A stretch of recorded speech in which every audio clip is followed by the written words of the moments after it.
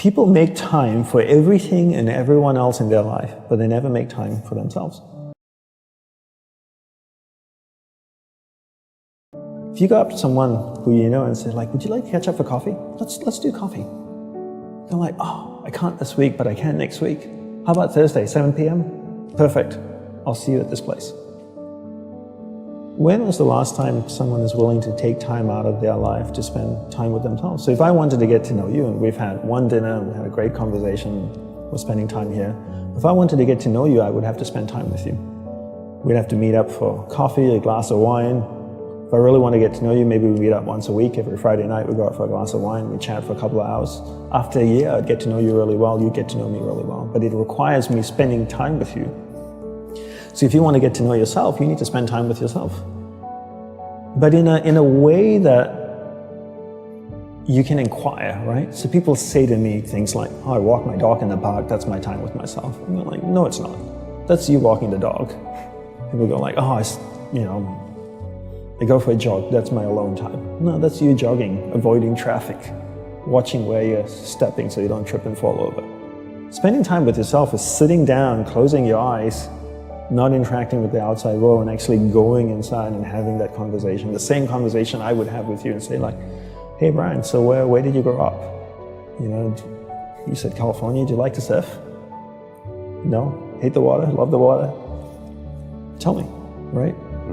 And people don't have that conversation, and because they don't have that conversation with themselves, they don't end up knowing what they want in life. Because they don't know what they want in life, they can't focus that finite amount of energy, and then they don't live a lifestyle that brings them happiness, and most people end up being unhappy. A couple of things I would say. One is simplify your life. Everybody's so busy. Everybody's got a lot of things to do. We don't actually have a lot of things to do. Right. We like being distracted because then we don't have to think about ourselves. And we don't have priorities in life. Most people don't have clear priorities in life. You know, for me, my goal is to simplify my life, simplify the number of people in my life, and simplify the number of things in my life. We only have a finite amount of energy each day, right? But every year, we have more people in our lives. Is that a fair statement? More Facebook friends, more people you're connected with, but your energy stays the same. So that's not a proportionate growth. If your energy is increasing every year proportionately with the number of things and people in your life, then we don't have to talk about this. But your energy level is the same. But the amount of people and things in your life are growing almost exponentially. So whereas that doesn't work. So for me, it's always about simplifying first the people and things into your life, into who and what's most important, taking that finite energy that you have each day and focusing. Second step is learning how to focus and concentrate that finite amount of energy into the people and things that truly matter. Now you start to create a lifestyle that you actually love because you're invested into people and things that matter, and the byproduct of that is happiness. And you said happiness is not a goal. Is that correct? Yes, happiness is not a goal. And if you ask most people, what do you want in life? They say, I want to be happy. Right? Would that be a fair statement? I mean, literally, it's in the U.S. Constitution, I think, the pursuit of happiness. The pursuit of happiness. Right. I always say you should never pursue happiness. Don't pursue happiness. Pursue a lifestyle where the byproduct of that lifestyle is happiness. So happiness comes as a byproduct. I spend time with the people that I love. What is my byproduct? I'm happy. I spend time with people I don't like. I'm not happy. So don't pursue happiness. Pursue a lifestyle that gives happiness. But in order to pursue that lifestyle, you need to be clear what you want in life. What's your purpose in life? And people don't know this because they don't spend any time with themselves.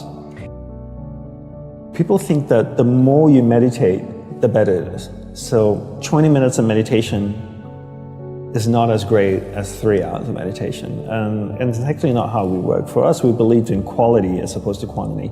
We spent the whole day preparing to meditate.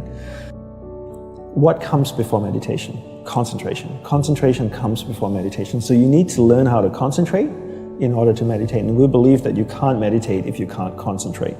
So we spend the whole day focusing on concentration. So when I spoke with someone in the monastery, I spoke with another monk, I gave them my undivided attention. When I worked on my laptop, I focused on working on my laptop. When I swept the sidewalk, I focused on sweeping the sidewalk. So throughout the day, I'm practicing concentration. Now when I go to sit down to meditate, I'm really focused, and I can have a dynamic meditation session.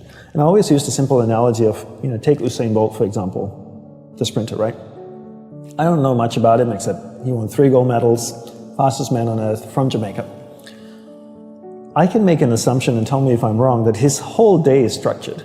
That he eats the right kinds of food and drinks the right amount of water. He goes to the gym. If you look at the boy, he's ripped, right? Probably works out, runs every day, I'm sure, sprints, does all kinds of things. But his whole day is preparing him for 9.57 seconds or whatever it is his world record is, not the other way around.